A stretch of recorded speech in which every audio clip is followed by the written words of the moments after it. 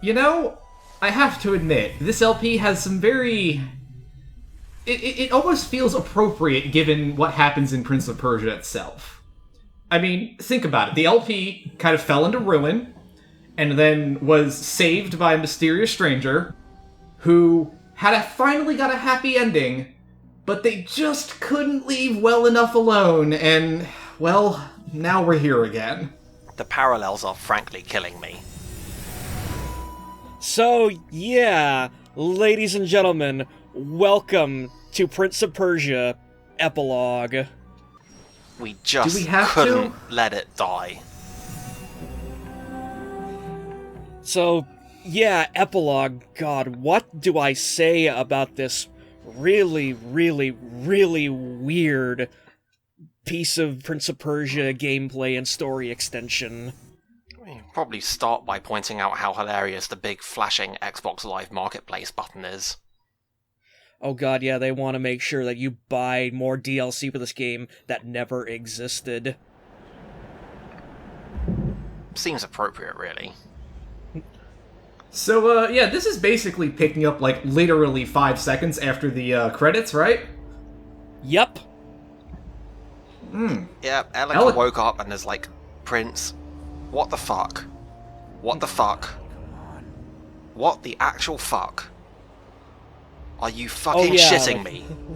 Yeah, if you thought the Prince and Elika had an interesting relationship in the base game, oh, they go some quite appropriate places with how fucked up their relationship is in Epilogue.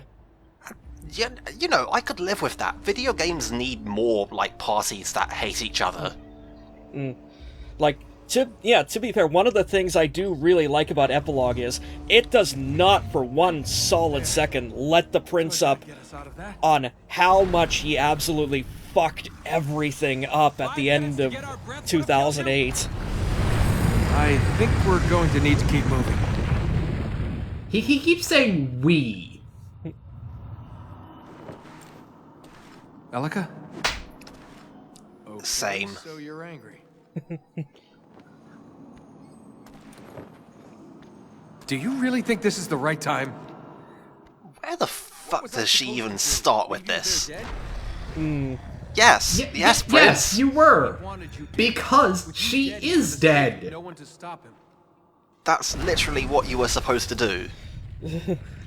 So, yeah, this is the Prince's thing for the entirety of the DLC, trying to rationalize what he did and failing. Elika! Yeah, Also, yeah. she's so done. So, yeah, okay, so now that we're getting gameplay... Yeah, you didn't technically pick her, asshole, but anyway, now that we've got gameplay back under control, I think it's time we, finally nuke that goddamn thing. Christ, I'm glad to be rid of it, because deaths in Epilogue don't count. You're so happy about this. I am. I'm so very happy. Does that mean we can expect you to die a lot? I'm not going to spoil anything. So yes, then. Also, I love this little fake-out area just because for this one little bit you don't have Elika, so technically you can't die here. So that means it's also the only place in the game where there will be a platforming section with actual solid survivable ground underneath it, in case you fall. My god. It's almost like... Where are you going? Good design? Is that a thing that this game is allowed to do? Only for like 5 minutes, but then we're right back to the bullshit after this section's over. Yeah, we gotta remember that sometimes you're allowed to make video games without bottomless pits. It's a radical departure from the norm, I know, but... Also, yep, Prince of Persia's shitty console control scheme is back in play here, so you're gonna see a little bit of me fumbling awkwardly with just how terrible this game controls. Why are you here, and not him? His power is in all. That is why you set him free. I didn't set him free. Elika, I didn't set him free. Hold it. Okay, hold it. You didn't set him free. Am I getting this right? You literally walked around and destroyed the trees that were containing Armin. How the fuck can you even begin to say, I didn't set him free? Yep, the prince is a self-righteous fuck throughout the entirety of Epilogue and does not realize what he did. You cannot harm me. Like, I will give the game credit, you know, they do not let up on how self-deluded he is. Like, this is a feature, not a bug. Also, speaking of new features, there's that. What was that? That was...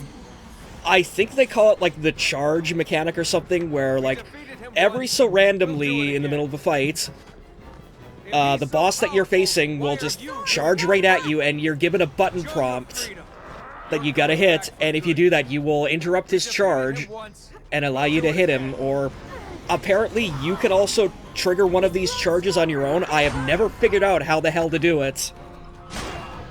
I'm a big fan of how Elika says he's grown stronger, you can't hurt him right after you hurt him twice. Well, yeah, that technically is true, because, like, really, like, Elika is going to be your primary damage dealer throughout Epilogue, so... Oh, it's a good thing we're on such good terms with her then, isn't it? Oh god, yeah. We have to find a way out. If we get sealed in here, Oh yeah, Epilogue is one of those pieces of... I don't even want to say, like, games, like, pieces of software where the story and the gameplay are quite visibly and literally tearing one another apart because of how incongruous they are. I like his we might as well be dead. I mean, you're very correct. Do you know where that we're going? It would be as well At least tell me you're all right. if the both of you were dead. Now get going. I really, really like this silent treatment that she's giving him. I believe there's no chance. Then why are we running? Where are we running to? Surely you didn't expect me to just leave you back there. I don't Yes? see anything following us. But then I've said that before. I'm not the problem. We need to work together. I hope this place has an exit. Do you know where we're going? Do you? He would have got free. You must see that. You got me into this, remember? I told you to leave. Well, you should have said it louder. Jesus Christ, Prince. I don't have any words. This is great. I fucking love this. Like... Just the... But... Ding. Yeah. Hey, if you're not gonna Should- do it... You say you should have dropped him there, Elika. Not gonna lie. Like, yeah, this is, like, something that I was sort of, like, having an internal struggle with as I was playing Epilogue. I was just, like, it's been literally, like, 5 years now, I think, since I last played Epilogue, and I was still pissed off at the Prince for the fuckery he pulled at the end of 2008, that, like, there are some deaths in this DLC that I just let happen because, you know, fuck this guy. So you did die a whole bunch, but it was purely despite the prince. Yes, it was all Yep. it was all definitely deliberate. You absolutely and deliberately and in full control of the game's circumstances chose to allow the prince to die. Yeah, being perfectly honest, it was about 50-50, really. Half of it was my fuck-ups, the other half was spite, yes. Also, yeah, no, we don't need to see any more fights in this game because, like, we have gone through this God knows how many times now. But Crow, what if he was on fire? No, we did that already. Wait, fuck. Okay, what if you had to kill him by knocking him off the side? Did that already, too. Ah, he's got us. That's it. I don't know. I don't have any other... I can't think of anything else that you could do to make this fight unique. But what if, instead of making it unique, they made it less unique? By having you do it 50 billion times? Like, what if they somehow found a way to make original content entirely out of repeated content from before? Again, they did that already. Yeah. That's an insane thought. I was gonna say they did that already too. That's called Final Fantasy 13-2. I'm pretty sure I LP'd that game once. It was terrible. Oh yeah, I definitely remember you LPing that game. To say, well, you're not wrong. It was terrible. Oh, by the way, Artix Badul, I just want to congratulate the both of you on finishing the Killzone trilogy between the start of this LP and the end of it. Hell well yeah. done. It was a fun time, which I definitely did and remember. So am I the bad person here and looking at this and seeing that this is actually, like, pretty good platforming by Prince of Persia standards? No, you're 100% right. That's the really frustrating thing about Epilogue, is that, by and large, there are a couple of spotty areas in it, but gameplay-wise, it's actually fairly well-designed. Yeah, like there don't seem... Well, I mean, admittedly, we are still kind of in the prologue of sorts, but there doesn't seem to be anything really bullshit. It's a lot of... You know, you're constantly moving forward. There's no real, like, stop and wait sections. It's, like, this is good. And, yeah, like, they also, like... Oh, because just fuck you, so... I literally do not know what happened there. Like, I didn't touch the controller at all. The prince just fell off the rigging there. I got nothing. Maybe, like, the corruption, like, had the model move slightly and some maths happened. I don't fucking know. Something lol Ubisoft. I don't even want to say it's a feature, not a bug, because, like, I can't tell the difference between them anymore. I fully expect an Ubisoft game released in 2017 to, like, deliberately have a character appear without a face. Also, Nice. that was one of the intentional deaths. I just wanted to see that happen, so... So, wait, was that what happens when he goes into the tentacles? Yep. The Nice. tentacles just... Yeah, tentacles grab him, thrash him about a couple of times, and then, yeah, it's the same as the usual. They said I wouldn't know because I never hit them. Yeah, and that was kind of one of the reasons why I did it, just to show off what happens. Yeah, original content, I guess. Yeah. But yeah, no, just going back to that, to a point we were talking about a little while ago, but yeah, like, I really actually kind of liked playing through Epilogue. Like, I hated it at the same time, just because of, like, all the bullshit that is saddled with it going in. But yeah, beyond that, Epilogue... I don't know. I honestly could see more, like... Oh, is this it? Are we gonna finally bad see what happens when you die to the corrupted air? Yes, we are! We're going to very, very slowly find out. Is anything even happening? I legitimately can't tell. We are blacking out.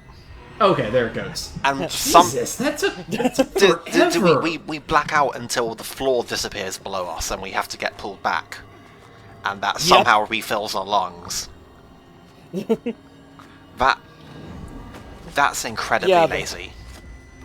Yeah, like, even just as I was going through it, I'm like, okay, what is honestly going to happen? And then when it happened, I'm like, wow, that is very underwhelming. We're here. Also, There's a doorway there. you keep telling yourself that, Nolan. But anyways, yeah, that little fresco up there, that's one of the achievement bait sections I think we can get across. for this DLC. There must be collectibles. Yep. It's the law. This place has an exit. Like, they literally amount to nothing, but this is the, like, they're not even Epilogue's replacement for light seeds, because, like, you can't trade them in for, like, a new power or anything. They're just there, and you've got to run across them to deactivate them for some reason. And also, watch this bullshit. Fuck you. Incredible. To be fair, though, like, Ormaz fucking you over at the last possible second is precisely what I would expect him to do, so it's technically Prince of Persia canon. It does not at all seem out of character for Ormaz to be actively spiting Prince at this point. TBQH. Also, yeah. Also, yeah, here's an interesting thing. How the fuck do you get down from there? Like that, apparently. But yeah, like, look at this shit. Can you not, like, gauntlet down from that top point? Like, sure. No, because there was a sloped wall in between there, so you just automatically fall off when you hit it. Yeah, it's a hanging ledge. Does it, like, at least gauntlet down far enough for the resulting fall to not kill you? No. Nope. Yeah, did you not see the princess glitch off the, like, the gap there and die for no reason? Like... Yeah. Yeah. But yeah, like, again, here, like I was talking about, like, the very unobtrusive puzzles compared to, like, the shit in, like, the Machinery Ground and the City of Light, where it's like, okay, like, there's a couple of sections here that are, you know, just slightly off-kilter and barring your way forward, but here's a very convenient switch that you can pull that will either, like, raise them up or lower them down or tilt them in a certain direction so that you can progress forward now. There's a good couple different directions that you can take this kind of like environment puzzle design. Like, you can have the bit where there's a relatively open environment and a relatively linear path, and it's just got obstructions in it, and there's like environmentally appropriate switches scattered about. And then you've got the kind where it literally is a puzzle, and you've got to move stuff around to create a path, and the puzzle is figuring out how. But there's, you know, you can do that kind of stuff well. Like, I always thought Uncharted drew a pretty good line on that kind of stuff.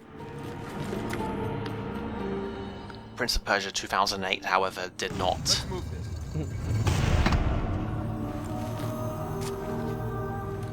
And, like, I love the fact that, like, the way you can tell that the puzzle is solved or not is, does the switch turn anymore? No? Okay, good.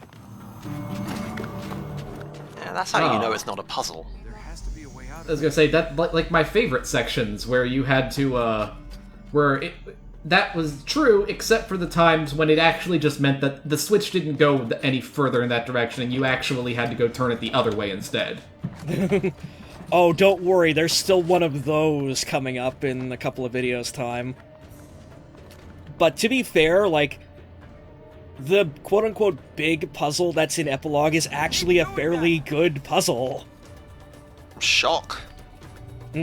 Like, it took me a while to, like, just figure it out, just because, like, it does have that sort of simple complexity to it. But yeah, no, once I cracked it, yeah, I really enjoyed, like, actually manipulating it to get through that area. Like the glorious return of the accidentally undoing the twisty. Yep. See, you guys shit on me for those turnstiles. Those things are fuckers. Oh god, yeah, like... Oh yeah, we understand, but it's hilarious. Yeah.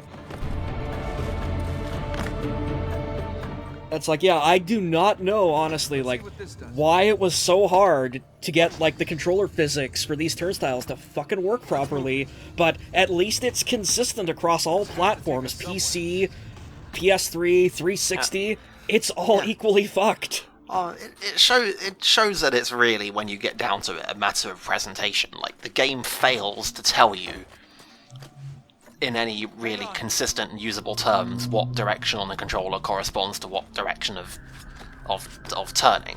So you can do this basically with good camera use. Like, if the camera pans to, like, directly above you while you're on the Switch and you can see, like, where the prince is, then you can pretty clearly get an idea in your head that pressing a controller one way turns it counterclockwise and the other way turns it clockwise. And at that point, you've really just got to be consistent with, are you doing this camera relative or character relative? What you don't want to do, is show, like, weird camera angles where you can't really clearly see what side of anything anybody's on, or, like, where they are, or who's facing what way, and other bullshit. It's It's presentation. It's just presentation. And if you fuck it up, you get, well, this.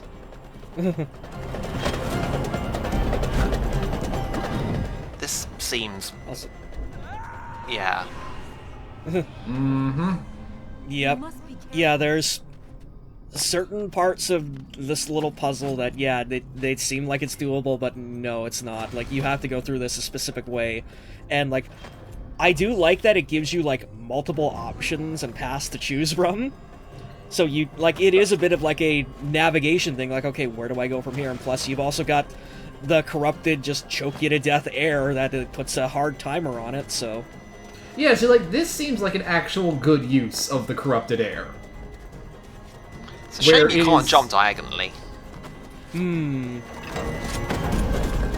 Like, this is a good use of the corrupted air, where it's like, okay, here is the thing you have to do, here is your time limit, and then go. It just... they never, ever use it. And, oh, fuck off! So, yeah, here's the other boss of Epilogue. A retread of the warrior and the hunter. Surprise, bitches! Yeah, he's back! We set you on fire! To be fair, it's not really the warrior, though. It's just Yeah. Armin using his form because he, and by he, I mean Ubisoft, is lazy. See, Yeah. it's not really the warrior, it just looks like the warrior, and fights like the warrior, and talks like the warrior, but it's actually Armin. Like I It doesn't even said, talk like the warrior. He's completely silent. They didn't even Yeah. bother to get his voice actor back. like I said, it's they found a way to make supposedly original game content simply by slightly creatively reusing previous content and models and assets and behavior and logic and concepts and ideas. But you see, it's original because sometimes, well, we'll see. Oh, we're about to see the extent of Epilogue's boss originality, or I should say mini-boss originality. So, yeah, if you do the warrior's bullshit to kill him, he turns into the hunter then, and now that he's in the hunter stage, you actually can damage him and kill him. Note that these are the only two forms that he uses. He does not ever shift into the alchemist or the concubine. Because they're even lazy about retreading their old content. They couldn't even be bothered to retread all of the old content. They just... it's just these two. Yeah, like, at first, like, I'm not gonna lie, just playing through it, I was like, okay, wait, is he supposed to go through all four forms? Like, why are only the warrior and the, like, the hunter showing up? Like, am I just fucking up the combat and not getting the other two to appear? And then I looked and read online, and it's like, yeah, no, it's only just the warrior and the hunter. They didn't even bother to use the other two. And when you fuck up against the hunter, you have to do the warrior bit again! Yep. Oh, Game you design. motherfuckers! You So, yeah. motherfuckers! Welcome to the reason why Epilogue is 2 hours long. This bullshit. I remember reading like the preview material when this thing was like about to come out and everyone was hyping it up and they were like, yeah, fight this new and original corrupted, the shapeshifter, and I was like, cool, this sounds cool, and then it was like, no, wait, hang on, it's literally just fight this old boss again and then fight this other old boss again, and it counts as a new boss because it's two old bosses. That's how content works, right? Yeah, and guess how many times we have to fight this fucker over the course of Epilogue? Entirely too many? Yep. That was my guess. Yep. There are 5 fights with the shapeshifter and 5 fights with the Morning King. Oh, Jesus fucking Christ, Crow, you're killing me! I just, honestly, like, once I figured out what this fight was doing, I just really lost all interest in it.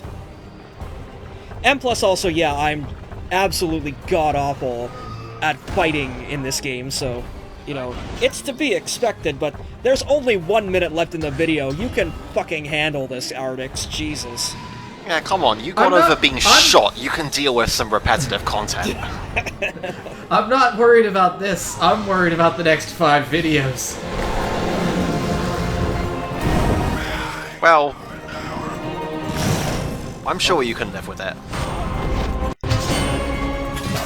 Don't worry. I take care of this fairly quickly. I'm just showing this one off in its entirety, just so you get a sense of the turd that is in Epilogue's punch bowl in terms of gameplay.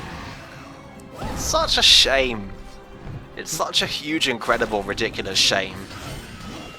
Yeah, like, Epilogue was doing so good up to this point.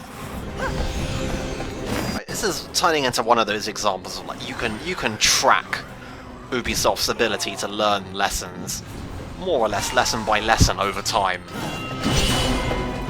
Like, their weird approaches to map design and plot and even release schedules. You told me they were dead.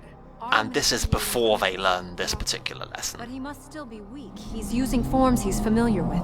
Ones he can create easily. Yes, this makes total plot sense. We are strange and unique geniuses for thinking to reuse bosses in this incredible way, and we are worthy of your adoration.